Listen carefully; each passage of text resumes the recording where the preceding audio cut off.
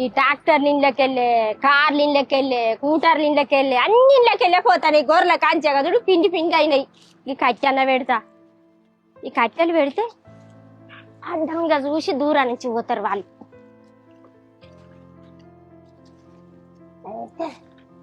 మంచిగా ఉంటుంది. ఇంకా 2 తెస్తారా? ఏంది ఈ కట్టెలు ఎందుకు పెడతానే? ఏముండని అయ్యా, కట్టెలు పెడితే కట్టెలు చూసి అటు పోతారయ్యా. మొత్తం దొక్కుతారు. ఇక్కడ దాకా వచ్చిన బియ్యం అయితేనే అయ్యా వడ్లు.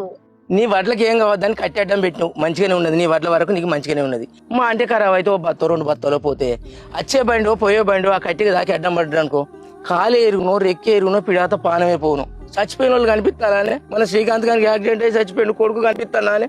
అసలు బాధ ఏ కుటుంబానికి రావద్దే. అందరూ మంచిగా ఉండాలి. మన వడ్లు ఖరాబ్ అయితే ఓ బత్త పోతే పోయింది. నిజమేనయ్యా, నాకు అంత ఆలోచన రాలే. అయ్యో వడ్లు ఖరాబ్ అయితేనే అనుకున్నా గానీ నా కొడుకు లెక్కల ఎవరికైనా యాక్సిడెంట్ అయ్యేది ఉంటే కుటుంబాలు ఆగమవుతారయ్యా. నిజమే, కానీ అందరు మంచిగా ఉండాలయ్యా.